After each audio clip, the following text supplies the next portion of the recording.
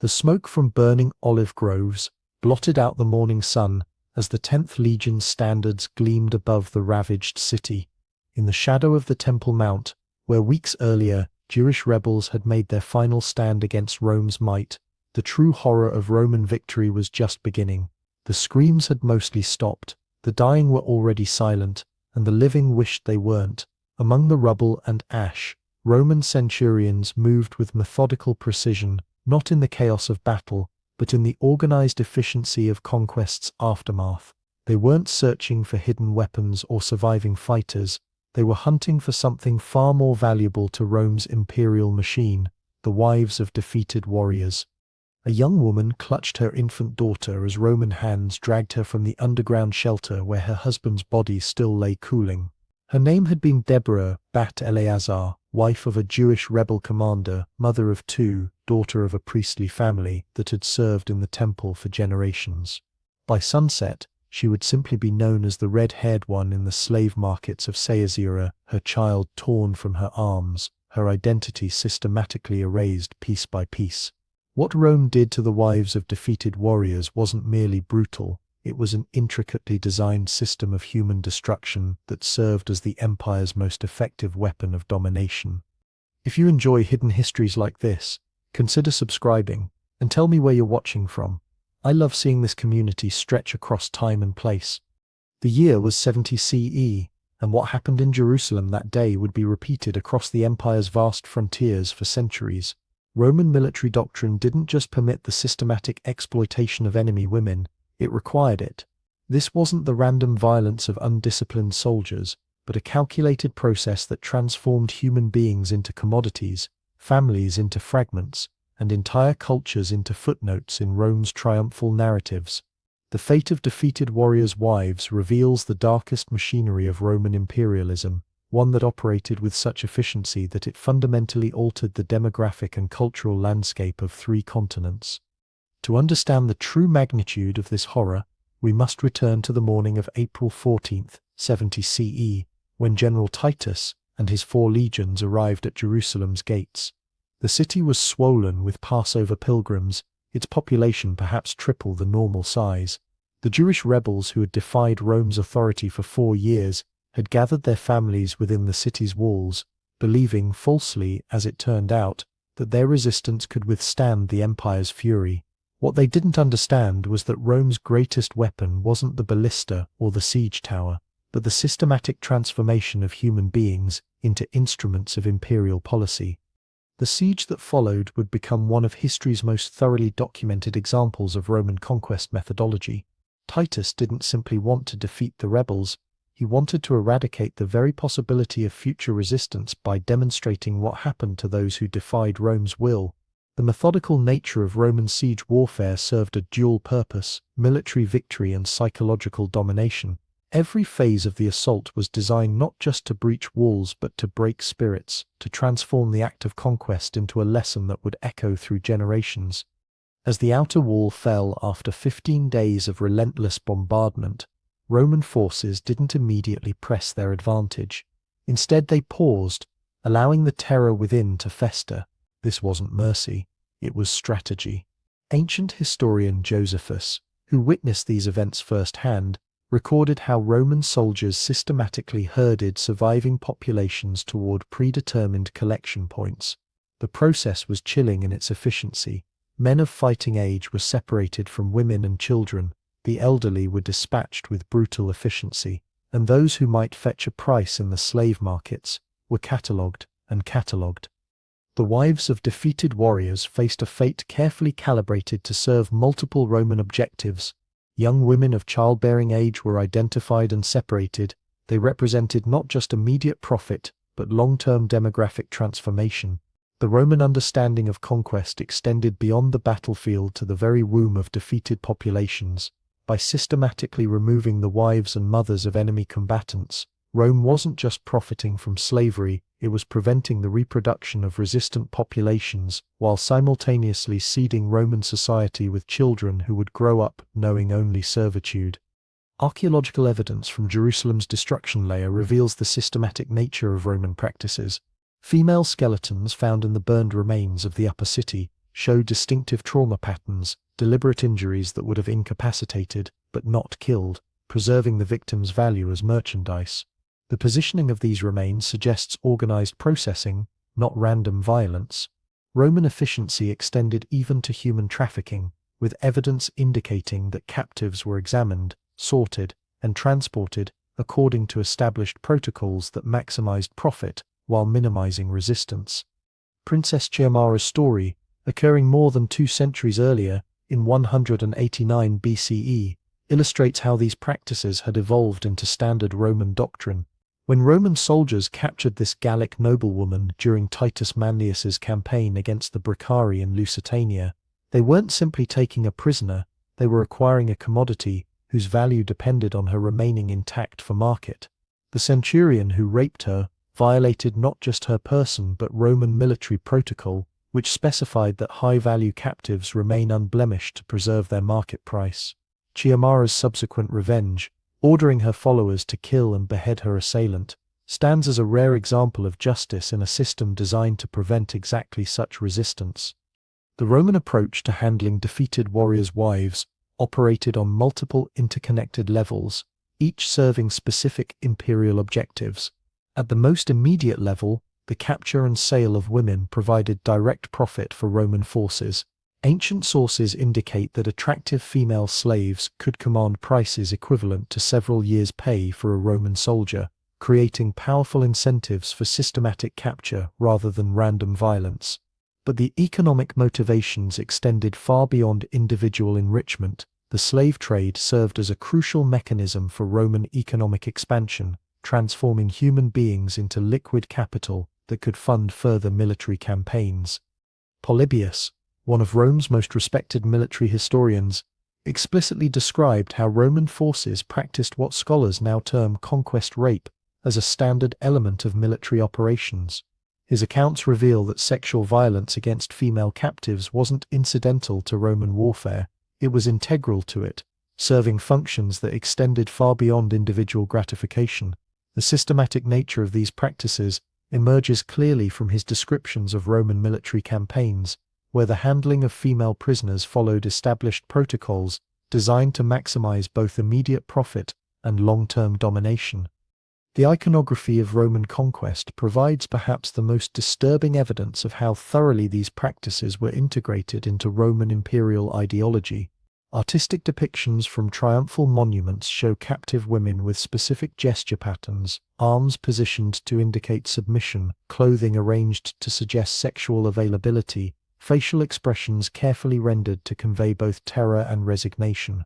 These weren't random artistic choices but deliberate visual propaganda designed to communicate Rome's absolute dominance over defeated populations. The consistent repetition of these motifs across different monuments and time periods suggests standardization at the highest levels of Roman official culture. Roman triumph processions transformed the systematic exploitation of enemy women into public spectacle.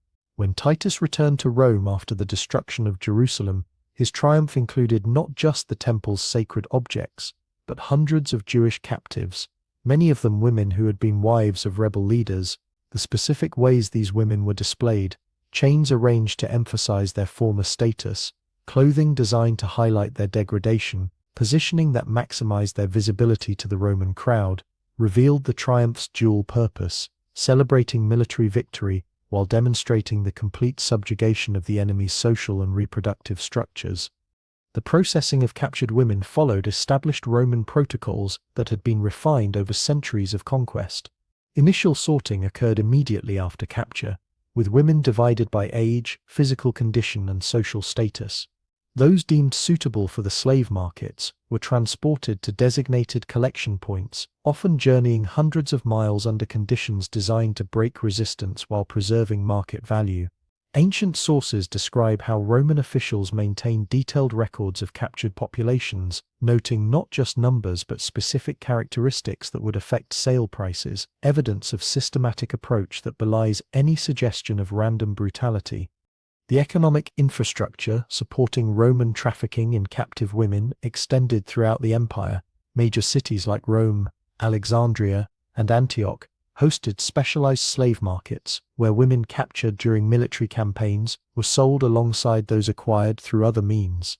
But the market for captive women extended beyond simple labor slavery.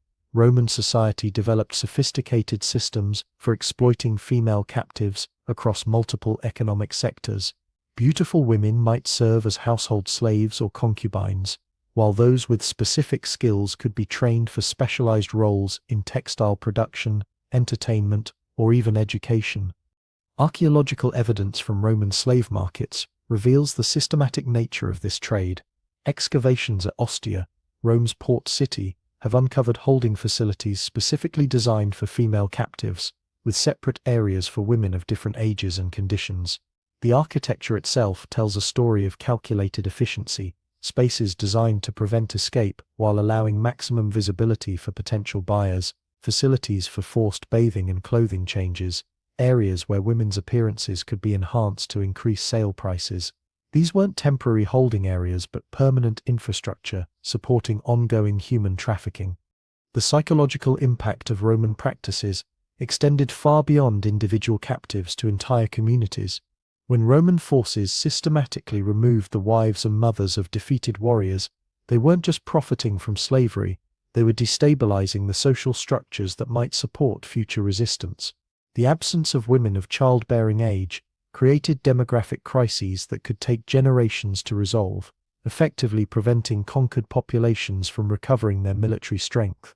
This demographic warfare served Roman interests by ensuring that defeated enemies remained demographically and culturally weakened long after the immediate military campaign ended. Ancient accounts describe how Roman officials deliberately publicized their treatment of captive women to maximize psychological impact.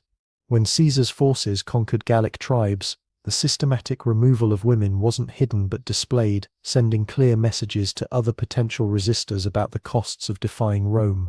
The specific ways Roman forces processed and transported captive women, marching them through occupied territories, displaying them at major settlements, allowing survivors to witness their fate, served as powerful propaganda that often proved more effective than military force in securing Roman dominance. The role of rape in Roman conquest extended beyond individual acts of violence to serve as a systematic tool of cultural transformation. Ancient sources indicate that Roman forces deliberately targeted women who represented cultural or religious leadership within their communities, priestesses, healers, tribal elders' wives, not just for their individual value, but for their symbolic significance. The systematic sexual violation of these women served to demonstrate Rome's complete domination over not just military forces, but the cultural and religious institutions that held communities together. Roman legal frameworks explicitly supported these practices. Roman law classified captured women as public spoils, obtained by the soldiers' valor, creating legal categories that denied them any rights or protections. This legal designation remained in effect until captives were formally sold into private slavery, at which point they acquired the limited protections available to slaves under Roman law. The transition from public spoils to private property represented not an improvement in conditions, but a transformation in the nature of exploitation, from collective military use to individual ownership. The long-term consequences of Roman trafficking in defeated warriors' wives extended across generations. Children born to captive women grew up knowing only slavery, their original family identities systematically erased through processes that prevented them from learning their mother's languages, cultural practices, or family histories. This cultural erasure served Roman interests by creating populations whose loyalty lay exclusively with their Roman masters, effectively reproducing Roman social hierarchies through biological reproduction itself. Archaeological evidence from Roman colonial settlements reveals how thoroughly these practices transformed conquered territories. Excavations at sites throughout the former Roman Empire consistently show demographic patterns reflecting the systematic removal of indigenous women during the initial phases of conquest, followed by the introduction of slave populations from distant regions. This demographic engineering created societies where Roman cultural dominance became self-reproducing, as indigenous populations gradually disappeared through the combined effects of warfare, enslavement, and cultural assimilation. The Roman system's efficiency in processing human beings extended to preventing resistance even within the captive population itself. Ancient sources describe how Roman forces deliberately separated women who might support each other, sisters divided, mothers separated from daughters, women from the same communities distributed to different buyers across vast distances. This systematic fragmentation of social bonds served to prevent the formation of supportive networks that might enable resistance or escape, ensuring that even large numbers of captives remained psychologically isolated, despite physical proximity to others. Roman accounting practices reveal the scale and systematic nature of human trafficking during military campaigns. Surviving documents from provincial administrators record specific numbers of women captured, transported, and sold during particular campaigns, with totals that often reached thousands from individual battles. The specificity of these records, notations about ages, physical conditions, pregnancy status, even perceived temperament, demonstrate as administrative attention that transformed human trafficking from ad hoc military practice to systematic state policy. The integration of captive women into Roman society occurred through multiple pathways, each designed to maximize different forms of exploitation. Attractive women might serve as household slaves or concubines, their children often raised as slaves themselves regardless of paternity. Those with specific skills could be trained for specialized roles, textile production, entertainment, even education, creating economic value that extended far beyond their initial market price. Women deemed unsuitable for these roles faced agricultural labor, mining, or other forms of productive work that generated ongoing profit for their owners while literally working them to death. Roman literature and art provide disturbing insights into how thoroughly these practices permeated elite Roman culture. Poetry, drama, and historical accounts routinely feature captive women as plot devices, their suffering transformed into entertainment for Roman audiences. The specific ways these narratives portray captive women, emphasizing their former status, their degradation, their ultimate acceptance of slavery, suggests cultural programming designed to normalize and justify Roman trafficking practices by presenting them as inevitable aspects of civilized life. The technological aspects of Roman human trafficking reveal sophisticated understanding of how to maximize profit while minimizing resistance. Ancient sources describe specific techniques for transporting large numbers of captive women across vast distances while preventing escape. The use of neck chains that prevented running while allowing walking, the development of marching formations that maximized visibility while preventing communication, the systematic use of forced marches that exhausted captives while preserving their market value. These weren't ad hoc responses to particular situations, but standardized practices taught to Roman military personnel. The psychological techniques employed by Roman forces extended beyond physical control to systematic psychological manipulation designed to break resistance. Captive women were often forced to witness the execution or torture of family members, creating psychological trauma that served to prevent future resistance. The specific timing of these demonstrations, often immediately before transport to slave markets, suggests calculated use of psychological shock to ensure compliance during the vulnerable period between capture and sale. Religious and cultural dimensions of Roman trafficking practices reveal how thoroughly conquest served to undermine indigenous belief systems. When Roman forces captured women who served as priestesses or religious leaders within their communities, they weren't simply acquiring valuable slaves, they were systematically eliminating indigenous religious authority while demonstrating Rome's dominance over spiritual as well as temporal power. The public display of these women's degradation served to communicate that Roman authority extended even to the realm of the sacred. Archaeological evidence from Roman military camps reveals the infrastructure supporting systematic trafficking in captive women. Excavations consistently uncover specialized facilities, separate holding areas for women, evidence of medical examination areas, spaces where captives' appearances could be modified to increase market value. The consistent presence of these features across different sites and time periods suggests standardization of practices that transformed individual military campaigns into components of empire-wide human trafficking system. The role of provincial administrators in maintaining Roman trafficking networks reveals how thoroughly these practices were integrated into Roman governance. Surviving documents show how local officials collaborated with military forces to identify valuable captives, maintain holding facilities, organize transport to major markets, and ensure that profits from human trafficking flowed appropriately to various Roman authorities. This administrative infrastructure transformed military conquest from simple warfare into systematic economic exploitation. Roman medical practices related to captive women revealed disturbing attention to maximizing market value while preventing resistance. Ancient sources describe how Roman forces employed physicians to examine captive women, identifying those suitable for different markets, while treating injuries that might reduce sale prices. The specific medical interventions described: forced feeding to improve appearance, treatment of injuries that might heal sufficiently to preserve value, even primitive forms of cosmetic surgery, demonstrate systematic approach to human trafficking that extended to medical manipulation of captives' bodies. The international dimensions of Roman human trafficking reveal networks that extended far beyond individual conquests. Captive women from particular regions were often transported to distant markets where their exotic origins might increase their value, creating trade networks that connected Roman frontier warfare to urban markets thousands of miles away. These trafficking networks served not just economic functions but cultural ones, introducing populations of enslaved foreigners into Roman communities in ways that reinforced Roman cultural superiority while providing economic benefits to slave owners.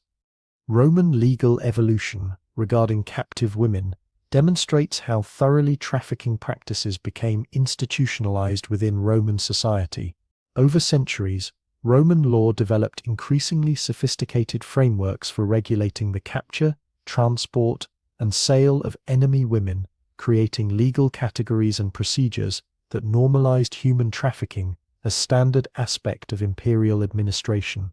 The specificity of these legal developments, different regulations for women of different ages, social classes, or ethnic origins, reveals systematic attention that transformed individual acts of violence into institutionalized policy.